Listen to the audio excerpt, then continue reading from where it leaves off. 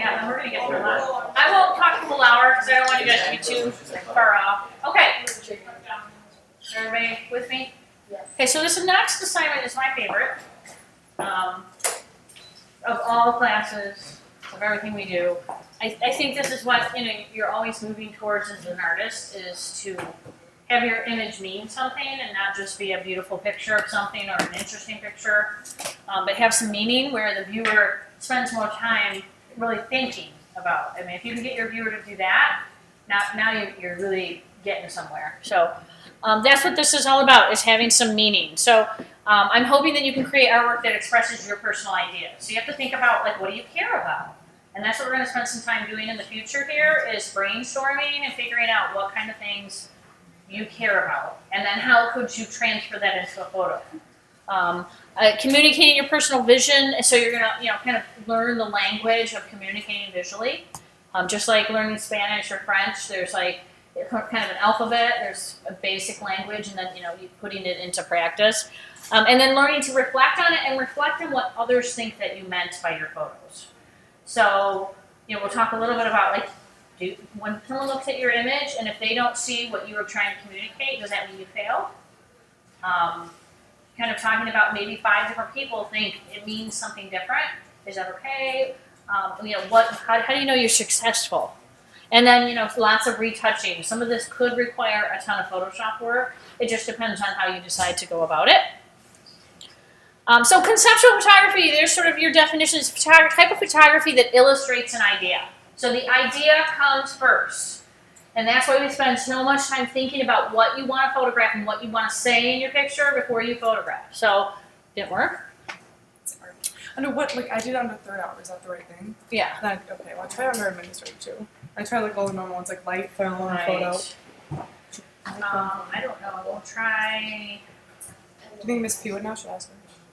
You can try the guest as just guest. Oh, is you it? can try, any of these. First hour developer, okay. or it could be studio, but I don't think they redid those. Yeah. I think they're all the old ones. Like developer, retouch, okay. Any of those. And then guest is guest.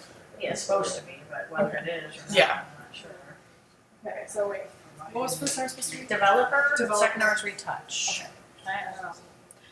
Okay, so we're always trying to say something in our work. Okay, like to communicate something so that the viewer understands it, or at least gets the general idea or emotion that you're trying to display.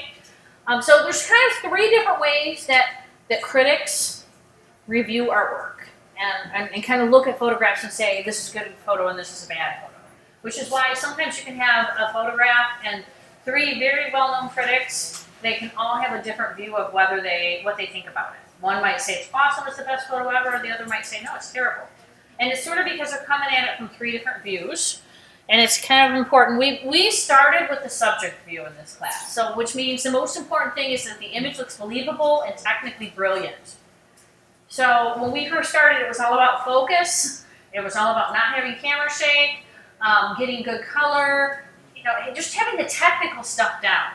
And that's all I really cared about, and that's probably what you were, looking at, is the technical qualities. And some people are kind of stuck on that. These are your, they're techie heads that I meet sometimes, where they're all about what lens do you have, what camera do you have? Ooh, you don't have a good lens. I got a better, and they don't care about anything else, and they never bothered to move above that, just getting the best equipment.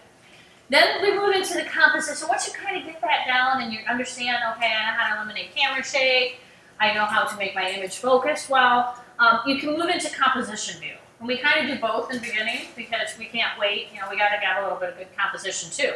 So these people in the composition view, they think the most important thing is how the image is arranged.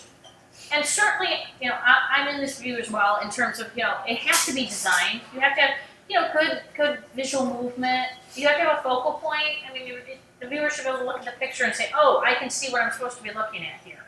Some rhythm, some visual interest, so when you look at the picture, it's interesting.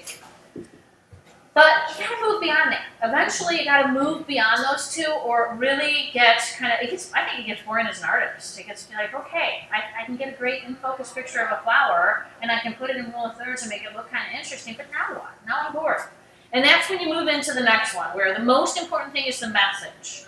So people who judge photographs by this method, they think that it's important to find out what the artist was trying to say, and to interpret what they were trying to say. A lot of times it's social issues, it could be themes or personal issues, personal statements.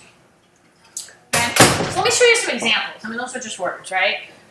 So here's how that kind of transferred out. We'll start with the flower picture, right? So the flower picture would be what I would call the subject view.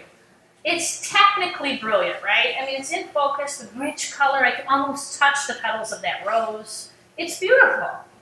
But it's not, compositionally, it doesn't do a lot for my eyes. It's just kind of like flower, and then I'm done. But it's, again, technically, it's a great shot. Then we move down to composition view.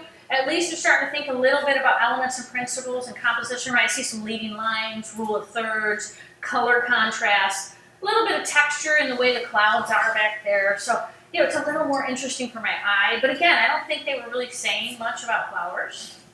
Then we get down to the concept view, and I feel like here they're really starting to say something about. So they might be saying something about the environment, like this is sort of the last symbolic flower in the world. Someday it'll be like this, right? We'll go to a museum and be like, look, a blade of grass. Yeah, they used to have these all over. So I feel like that's kind of the message. Now, I could be wrong, but that's kind of how I read it. Same thing with the portrait. The first one, very nice portrait, very technically brilliant. They obviously understand studio lighting. They obviously understand how to use their camera and Photoshop. I'm not sure I feel a connection with her. I feel like maybe it could be an ad in a JCPenney catalog, okay? The next one, composition. Again, now they're starting to think composition. You got some linear perspective and leading lines. But again, it looks like a senior portrait. I don't feel like really connected with this. I don't feel like there's a message there. It's just like, it's a cute smile, okay? Then we get down to that one. I know that one's a little hard to see. I'll zoom in a little. And you can see she's kind of got these words pasted all over her. Fake, ugly, emo, selfish. So they could be, now I feel like there's a meaning here, right? Like these are labels that people have given her, or maybe she's given herself. So this is more maybe about self-esteem, about, you know, bullying. I don't know, it could be women's issues. A lot more to read here. We could talk about what do we think it's about, and, you know, we could really just analyze it for hours, right? Much different than just the other ones that are like, oh, it's a cute smile, looks like they understand depth of field. Now there's a little more to talk about. So that's the goal of this assignment, is to get your viewer to think a little bit. So it's an art form where the artist's intent is to convey an idea. Your intention is to convey something that you care about. Okay? And, you know, kind of historically goes back to, I think what we think about it, Duchamp, Marcel Duchamp, anybody know him a little bit, studied him, and since, okay, so some of your humanities class, they definitely talk about him. You know, he took this urinal, just that, you know, he just found it. It was found art. He didn't make it out of clay or anything. It's not like he, you know, handcrafted it. He just found it, and he put it in, you know, a big art contest, basically, or just exhibition. And, you know, his point was that you don't get to decide what's art, I get to decide what's art. And he was kind of trying to break the convention of what is art, and also kind of, you know, send a message to the world about art. So, you know, he started sort of this idea of thinking about art differently. That art isn't just beauty. It's not about just like, oh, isn't this beautiful? It's about more. It's about expressing your inner kind of thoughts, okay? So it's about the message. It's about the viewpoint. It's about being kind of emotionally connecting to the work. A lot of times I call that shock value. So, you know, sometimes you have to ramp up the shock value to get your viewer to like really connect with it. And I'll show you lots of examples of this stuff. So, you know, it's about all of these things. These become more important. These become our elements and principles for this assignment. So just kind of anything that you think is important to show the viewer is what you're going to try to decide. Is what kind of things you want to express. Emotions, thoughts, political ideas. Humor and irony are really fun to play with.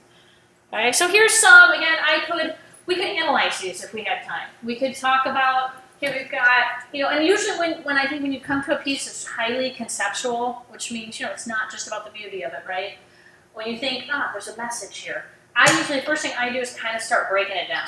So, it's a big, large pocket watch, kind of looks antique, and then it's mounted on these two legs. The legs look like maybe they're female. She looks like maybe she's a ballerina. The shoes kind of make me think she might be a ballerina. And it kind of looks like she's on a stage or something, so it makes me feel like she's some sort of performer. And it's called, and titles become super important in this, Walking Pocket Watch. So title doesn't help me a whole lot. And so I don't know, I could think it could be something about women and how the clock makes me think it's about time. So maybe it's about, there's a lot of careers for women, like being a dancer, where you only have like 10 years to do that career, and then you're considered washed up after that time. So it could be kind of an ageism thing. Could be about that, kind of how women only are considered beautiful for these when you're young. And, so, I don't know. I could be wrong. Maybe that's not what it is, but I'm just kind of analyzing it. And that's what you want the viewer to do, to break it down. So some of them are a little ambiguous, like, I'm not sure. If I asked you what that one's about, what would you say? Give me an overall idea. Like eating disorder, yeah, about this kind of idealistic, must be a size 2 to be beautiful, this kind of thing that the media pushes at us and we think, oh, that must be reality. About feeling like you're not in control if you eat a cupcake, that it somehow means you don't have no self-control. So all kinds of things. I think this, and that one I think is pretty easy. We probably all got to the same point on me. These two might be a little more, we're not sure. We'd have to analyze them and really talk about it and see if we all felt the same way. And sometimes you have to read what the artist says, too. There's a couple others just to kind of look at. Lots of metaphors are great. So, she got her head in the clouds, kind of, if you hear that a lot, sometimes you'll hear that. I think it works great. So if there's something that like a parent has said to you over and over, like, get your head out of the clouds. Those work great as metaphors and, trying to transform them into a visual. Lighting, dramatic lighting. Sometimes, it's about, the objects that you put in the picture. And I get so many people that are like, this is not my thing. I really just like to take nature pictures. I really just like landscapes. That's more my speed. And I always say to them, there's no reason, if you like portraits or you like landscapes and nature, there's no reason that you can't transfer that to this. So, here's nature, but, now there's something to maybe about global warming or the environmental issues or drought. So, you can transfer what you love about nature into conceptual. Just try to figure out what you're trying to express about it. Okay, so you're just using your work to say something. Again, most of these, I think you would probably, if I said, give me one word to describe, maybe, or at least a sentence. Maybe like words hurt, right? So everybody says sticks and stones can break your bones, but words will never hurt me. And I think they're kind of saying, no, words can hurt, right? Words can absolutely hurt. So they're literally showing you how words can hurt. Here, honestly, heavily photoshopped, but, this idea, again, that if you don't have a non-existent waste, that it's not the ideal beauty in our society. So it's kind of challenging that, right? And then some diversity here. So this one is all about, there's a whole series of these in the hallways of this high school. I loved this whole series. Just kind of showing the diversity, and sometimes it was symbolic, where you have people like here, going like this, where they felt like they couldn't speak, because they would be, held to a different standard if they talk about their culture and their religion and things like that. So there's just this whole series that I think it was a student work that did it. Okay, so take a few minutes to talk with the people in your row, or just even if there's 4 of you, maybe just 2 and 2 and 2 and 2, and you two can kind of get together. Talk about what are some of the ways, like what is our alphabet? What are some of the ways that we can communicate to the viewer? If you want to say to the viewer, well, I want to talk about how there's a really high rate of depression among teenagers today. Well, you don't have those words to say that. You can't write on a piece of paper. There's a really high rate of suicide these days with teenagers, and hold up the paper. That would be silly. How do you communicate visually to your viewer? Okay? Just take 2 minutes to talk about what are some ways. Just list them. What are some ways?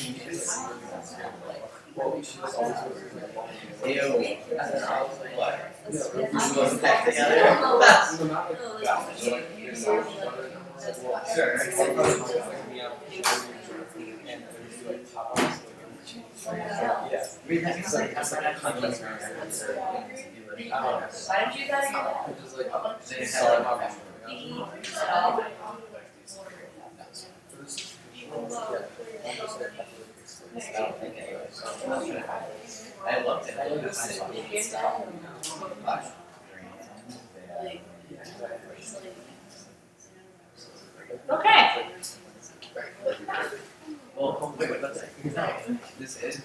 Alright, so tell me some that you discussed. Anybody want to start?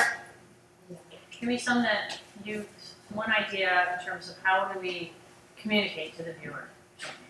You got one? We said that if you like have something you want to get to the viewer, you should put something that relates to what you're saying in a place where it usually wouldn't be found. So like it would spark the idea of what you're trying to Yeah, say. so like composition, basically, is, yeah, so composition is one way that we do that. So, you know, if I have a person standing in the foreground crying, and there's a house in the background that looks like it was in a tornado, that relationship is there right away, right? Oh, it must have something to do with that house. Maybe that person's house just was in a tornado. I mean, that's a really, really obvious way. But, you know, also, you know, like lines leading to different things might be like, oh, this is some sort of story moving through the frame. So there's so many different ways composition actually tells the story for you and it helps you communicate the story. So composition for sure. What others? What did you guys talk about here? Well, we talked about we're gonna do like what was it? Self-harm. Hmm? We were gonna Like what's one way that you could communicate? Something you were going to do that, how did it I communicate? mean, I said that like you could literally have like, say you wanted to talk about like suicide or something, you could like show the reactions of people. Yeah, expressions, right? Yeah, so expressions communicate. You know, if I have blood on my face and I'm like, then you're going to be like, wow, so it's not something sad that happened, right? So, you know, juxtaposition there, but you know what I mean? So expressions sometimes, and you have to overdo them a little bit for the camera. So, you know, I do have people a lot are like, oh, I was doing anxiety. And the person's sort of like they look a little anxious, but they don't, and you really got to over exaggerate. If you want to communicate anxiety, it's got to be, you really got to get your model to do that for you. And poses as well, right? Posing and expressions are the same kind of thing. And I'll show you some examples of these, but let's see how many of you guys came up with. All right, so composition, posing, and expressions. What do you guys talk about? Oh, okay, so I want to do like stereotype thing kind of. Okay. So I was thinking like different like stereotype ideas, like maybe someone like blonde, and then like I was thinking like take a picture of them, and then like take a picture of like these people with all these like different like words, you know, like blonde, like Barbie, like dumb blonde, Barbie, and then like, you know, like in Photoshop and put it over it, but like turn on these words themselves. And I always say, like, make that your last resort. So it could be words. It also sounds like a little bit, could be symbolism too, right? So things that symbolize other things. So sometimes it could be, yeah, so like the stereotype is, if you're blonde, you're not intelligent. So you could use something instead of words, but you can use words. Again, I'd say leave that as your last resort because it's easy. You guys all know how to do that. I want you to challenge yourself. What else is something that symbolizes not being smart? So it could be just, maybe they have a bunch of papers that have F's on them and they all got E's on all their papers, so it's a test. Something that you have to kind of think about what symbolizes intelligence. It could be something like an apple, right? It could be, you might have to do a little research on what symbolizes intelligence. And it could just be having that person with that symbolic. So there's all kinds of things that symbolize other things. And sometimes you have to dig a little deeper to figure out, something visual that really is interesting, but it symbolizes what you want. And that gets a little tricky. I'll show you examples of that. What'd you guys talk about? Anything different? We talked about facial expressions. Facial expressions. Okay. All right. What about you guys? We talked about like putting like actual like objects, like talking about finding like more symbolism. Yeah. Symbolisms, metaphor. Yeah. Right. Okay. Just like Appeal to emotion through like your composition, obviously. Okay. The composition as well. Anyone that we didn't mention that you guys talked about? How about lighting? Okay. So if you have really dark lighting, and that gives me a whole different feel than a really bright white background, bright light. And there's some other things. Let's look at them. Color is another one, right? So if you had somebody in a red dress, that is a very different feel than a white dress. And it says very different things. So you're kind of going to become the director in this, where you're going to think about everything that's in that picture is in there for a reason because it communicates. Nothing should be, just there happened to be a trash can back there. Because I'm going to ask you, what does that trash can mean? What's the symbolism of that trash can? So you really, really want to think about what's in the frame and what's not. All right, so light and composition. We already talked about composition a little bit. Light, shadows, deep shadows. So if you have like a big shadow, that kind of has a feel of like, creepy, kind of, it might also have a feel like somebody's following you when there's a shadow.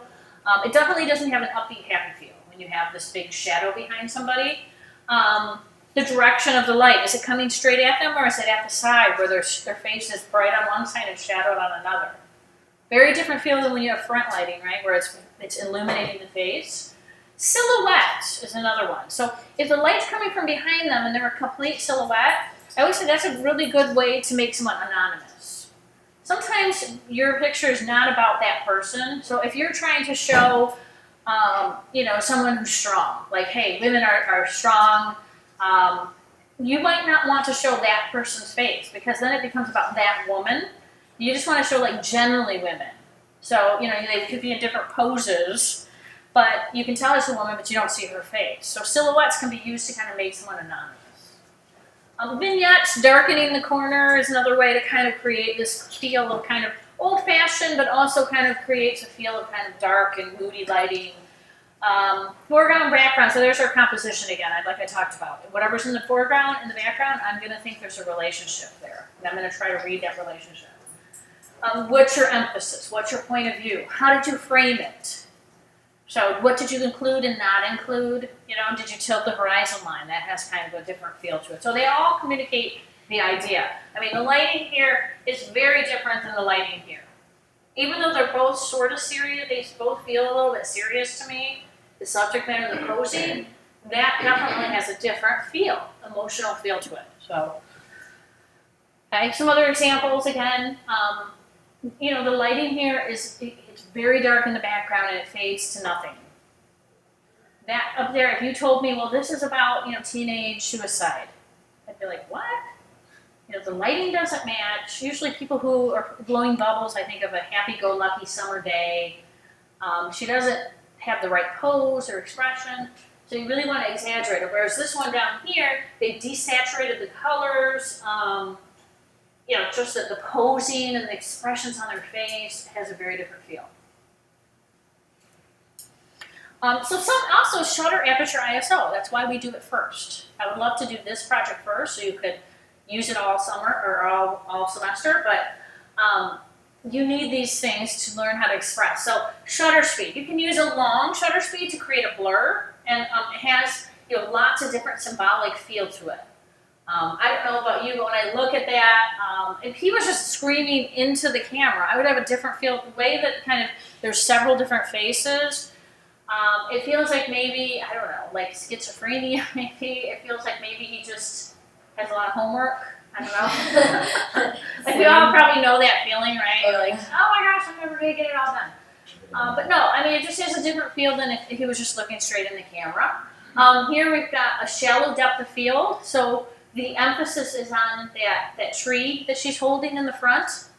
So it makes me think that that's the subject matter. It's not about this girl and her relationship to this tree. It's not like, oh, I grew up, and when I was growing up, this was my favorite tree, and it's about my childhood. I don't think that. I think it's about her trying to save the environment in some way, because the emphasis is on the tree, because the depth of field did not allow her face to be in focus. And then there you've got some noise, right? So it's a very noisy picture. They've obviously upped the ISO on purpose. And so it doesn't feel so much like fashion. It feels a little grungier. Maybe it's a rock band picture or something. I don't know. It definitely has a grittier feel than if it was smooth and no noise. But maybe they say something different to you. You can also, there's some other examples. You can, every time a photographer chooses to blur something, they do it for a reason. And it's not just a visual reason. So the fact that this water is moving has some symbolic meaning. Okay, he could have chosen a high shutter speed and stopped the action of the water, but he let it blur. And he let it blur, maybe life is passing him by, or maybe he's trying to say stop and relax and don't rush through life. I don't know. But there's definitely symbolic meaning there. And I know when I first learned this stuff in college, I was like, I think you're making this up. But over the time, after reading a lot about what artists are doing, they really do have these intentions. Again, depth of field is very shallow depth of field, but he's got the focus right on that chair that fell over. So there's one chair that fell over. And so I feel like that has some meaning to it. Maybe the chairs symbolize people. Maybe they represent audience members. I don't know. Again, here's a real grainy nighttime landscape or cityscape. And the grain adds a sort of mysterious feel and a kind of gritty urban feel that you might not get if it were smooth. So just another way you can use those three things that you just learned. All right, expressions, body languages, and poses. So we already talked about this a little bit. So the fact that she's kind of screaming, has a different feel than like smiling, looking into the camera. And certainly that we probably could all agree she's not happy. She's not having a good day. We don't know exactly how bad it is. We could talk about what could it be, and if she's a teenager, and we could try to extrapolate what exactly it's about. But definitely the pose leads you right away to know there's something going on with her. Symbolism. So some of you picked up on symbolism. So again, it represents ideals or qualities of your idea. So I highly recommend that you use symbolism whenever you can. Something symbolizes something else. So here you've got a woman underwater in a dress, and she's got these red ribbons tied around her wrists, and they're kind of floating and almost holding her back or down in a way. The fact that they're red is no mistake. So color has symbolic meaning. And it's not everybody, especially culturally, this can be different. So red in our culture tends to mean either love, or sometimes it even kind of symbolizes blood or violence, right? In other cultures, it might mean death. It might mean serenity. Colors do have cultural meaning, but go with whatever your meaning is. So red, I don't know. I read this as kind of like, because it's red in the ribbons, maybe she's some sort of relationship issue that's kind of dragging her down a little bit. So that's how symbolism works. Right? She's maybe feeling overwhelmed by a love relationship that's kind of tying her up, quote unquote. Here we've got a chess piece. I think it's a pawn, right? Where's the queen? Oh, okay, this is a pawn, I remember. Okay, this is a pawn, and the shadow was the queen. All right, so very symbolic, right? Pawns are what? They're kind of the worker bees, right? And the queen is supposed to be the powerful person on the board. So they're kind of using that to symbolize maybe other issues. Sometimes it's as simple as like we've got all black umbrellas and then one umbrella is different color. Individuality maybe, setting yourself apart from the crowd.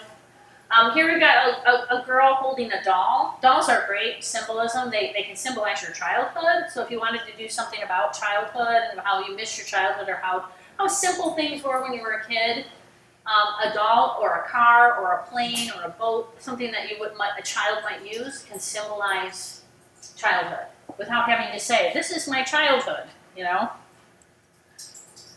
Photoshop works really nice for symbolism. So like that's why I said you may or may not have a ton of Photoshop and you'll have to plan accordingly. If you have a lot of Photoshop work, you'll want to get done quickly so you can get every possible work day. So you can plan like, hey, I'm going to shoot a picture of my little niece and then I'm going to go out and shoot a picture of the Fermi nuclear plant down in, down south past Monroe. And then I'm going to put them together. So you kind of have to plan for that. But, and then just layer mask them in there. I mean, you guys have the skills to do this. It's just a matter of giving yourself enough time.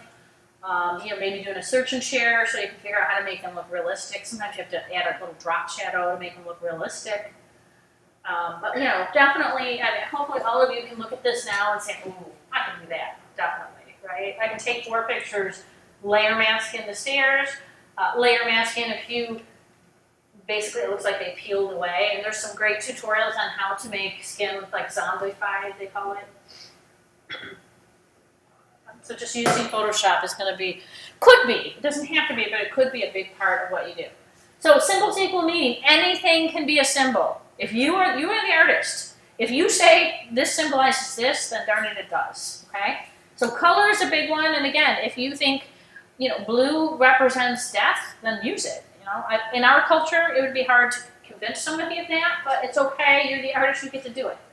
Objects can be symbolic. So, I mean, for sure, this is just a rope, right? Tied in a knot. But when we all look at it and think, oh, noose, right? I mean, I don't know about you guys, but I immediately thought, okay, that's a noose around his neck. Because that symbolizes suicide and violence against yourself. So, I mean, there's certain symbols that we as a society, we all know right away what that means. And then there's others that you're like, what the heck? Like, what does that mean? I mean, we could probably all come to a pretty good consensus about what it means.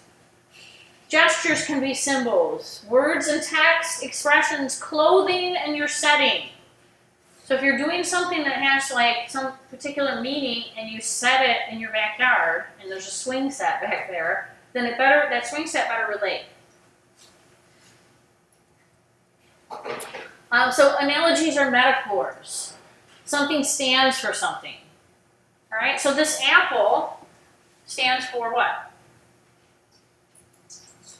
What do you think it's kind of symbolizing or standing? What do you think? I think. Yes, how many guys got Courtney? Like not recognizing yourself. Yeah. So the body. This is the person, right? This is a self. Yeah. This is the person looking in the mirror. This is like what we all do, maybe, is look in the mirror and you don't see yourself as you really are. Okay? You want, and it could be about, anorexia, how you look in the mirror and you see this, but you're really this. It could be that. Sometimes it's just a matter of, something is different. So you've got all the red matches and the blue match. So they're different, kind of individuality. And there's other times when, I'll admit, some of this conceptual art, I look at it and I'm like, I have no idea.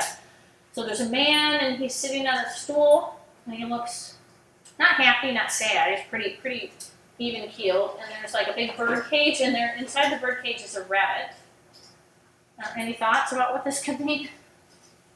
I'm not really sure either. I mean, rabbits generally, sometimes they symbolize fertility. Right? I mean, you see lots of rabbits, they symbolize sometime, and being in the cage means that they can't get out, so I don't, maybe this has something to do with not being able to have children. I don't know. I'm guessing, right? And that's okay. Sometimes that's okay. That sort of makes it more fun. It makes it like a little treasure hunt where you're trying to figure it out, and then you read what the artist intended, and you're like, oh, okay, yeah, now I see it. So it's kind of fun. But usually you try to do it with something that your viewer's going to recognize, okay? Masks are a big one. A lot of my students love to use masks to symbolize like not being yourself, not feeling like, and I think it's just because it's a common thing for teenagers to feel, is you feel like you don't know who you are yet, and you feel like you put on a different face with different people. So when I sit with my friends at lunch, I'm one person, but when I go to my after school club, I'm a different person. When I'm at home, I'm a completely different person. So you can use masks to symbolize that. I've seen it a lot. I mean, I will say, I have probably a folder with 100 different pictures with masks. So if you can do something different with masks, that'd be great. But if not, if you really feel like that's what you want to do, that's fine. Snake is kind of cutting off his circulation there. The match, it's kind of burning down to the end, so it makes me feel like there's some sort of panic going on, like time's running out. Maybe that feeling like, uh-oh, I gotta get my college apps in soon. I don't know. I'm trying to make this all relate to you, but and it does. When you read it, you would read it differently than I would read it. Juxtaposition. Did we talk about juxtaposition in here? Or was that last hour? Okay. Somebody last hour said, what about putting things that are opposites together? And those work really well. They work really well with politics, I think, in particular, and social issues. So there are two things that contrast each other in some way, and they often draw attention to their differences. So that's what you're trying to send a message because they're different. So, we've got the Statue of Liberty in which she's supposed to represent freedom and welcome to all, and that, this country is, built on immigrants. And then they've got the barbed wire, which is the opposite connotation, right? Prison, being forced to kind of not being caged in and that kind of thing. So definitely something about America here. And we could talk about what we think if it's pro or anti or what, but definitely a message there about freedom. Then we have Mickey Mouse and the atomic bomb in the back, right? So maybe, I don't know, again, it could be a statement about our society. Are we really the happiest place on earth or not? I don't know. Or it could be just a statement about consumerism. You know how you go to Disneyland and you really just spend money, right? Is that really the happiest place on earth? I don't know. Just some others, juxtaposition. So a big wheel, little kids' toys. You think of, happy children running around, and then we've got a tank in the back that is used to kill people. So again, making a juxtaposition there. Sometimes as simple as just young and old. So I've had people do their project on like their grandparents, trying to kind of say, people get older and we forget how important these people are to our lives, and they're kind of pushed to the back of society, and they're not important anymore because they're older. And so I've had people do their projects on that, kind of trying to show how vibrant and important in society and how wise they are. Diversity. I had lots of people pick diversity as their subject matter, and it's a good one. So lots of ways to deal with that. This is pretty straightforward, but there's other kinds of diversity. So, think about that, and we're going to do some brainstorming. So just some other juxtapositions. Barbed wire, and then happy flowers. And sometimes, remember, creating a juxtaposition or contrast can be as simple as, here we have a man's hands, and he looks like he's been working with his hands his whole life, right? Maybe he's a farmer. Maybe he works with machinery. His hands are beat up. I love his hands. Whoever hands these are, they're just so expressive. And then, you think of a guy like this, he's rough and he's tumble and he's strong. And then he's got this little baby bunny and he's cradling it so gently. There's a real juxtaposition there that's interesting. So it can be that simple. Right? It doesn't have to be this big, meaningful, political statement. Sometimes little statements like this are much more powerful.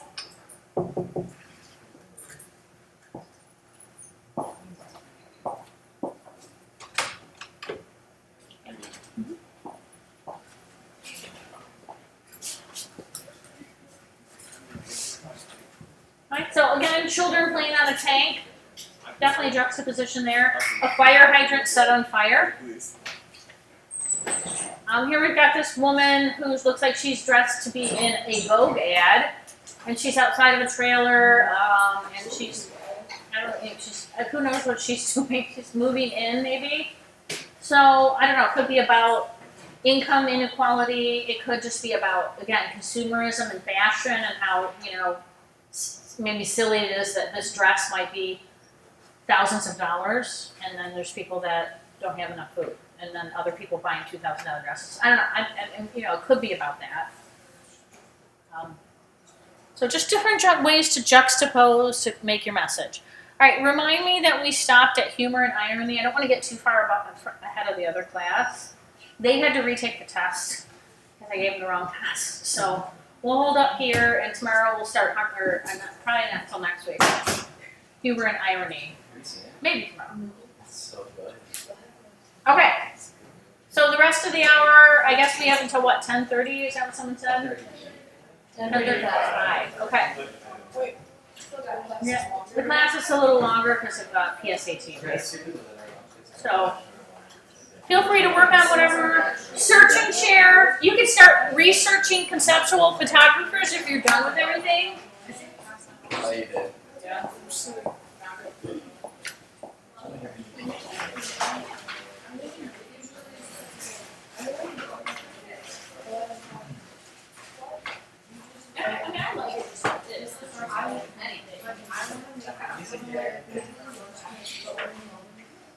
Oh, okay. So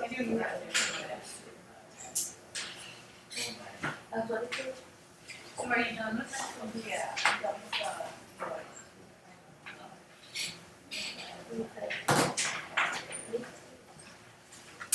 How do I make my body breathe?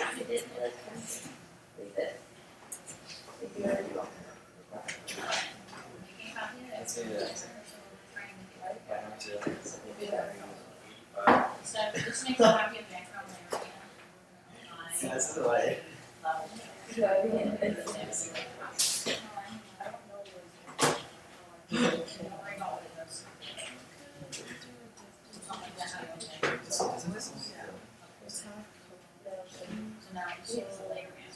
doesn't look like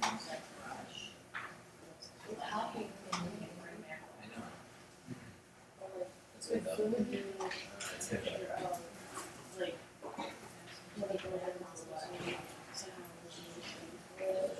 That's the trust letter.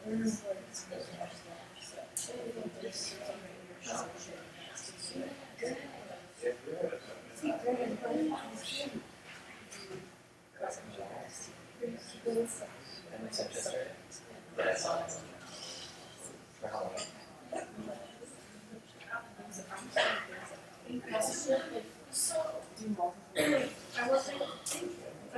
So She's like just trying to make accessories. Yeah. So I changed the whole thing about my ideas like originally. So and those two CCS. And then look at that. Yes, you do. No, we don't. I don't It's for accessories. That's it. Accessories. Trash. Okay, trash and okay. This one makes a good watch. I'll show you. That's the big Fashion and accessories. Watch. Fashion accessories. That's it. I mean, it's like I don't want to go to fashion accessories. Except it is like, oh my god. But I mean, it works. Yeah, handbag sign. Like a Yeah, board. yeah. Production messages. Why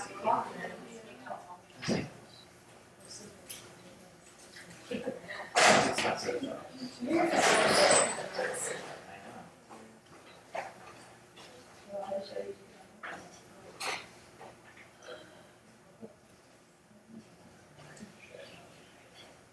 I know.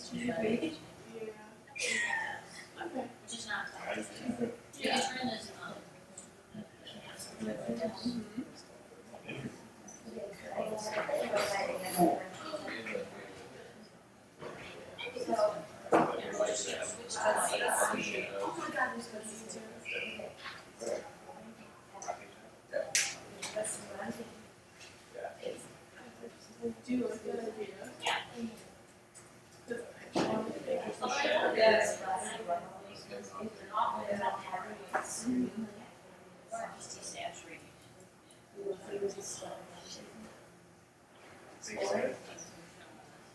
I know.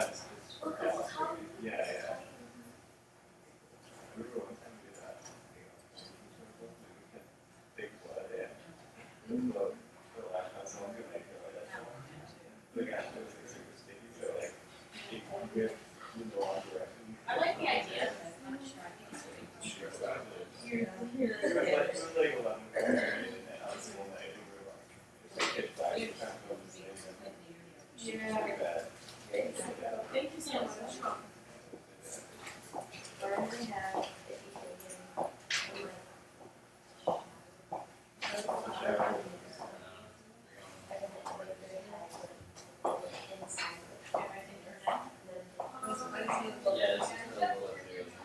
Now I think they're cool.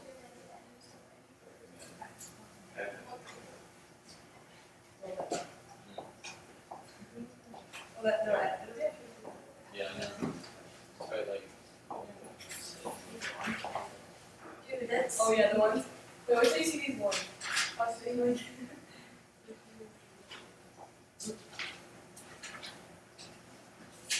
Yes.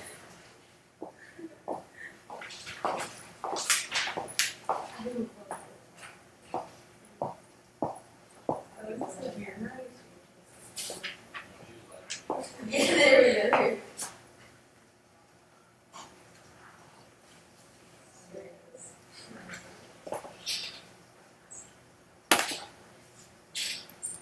go. Oops.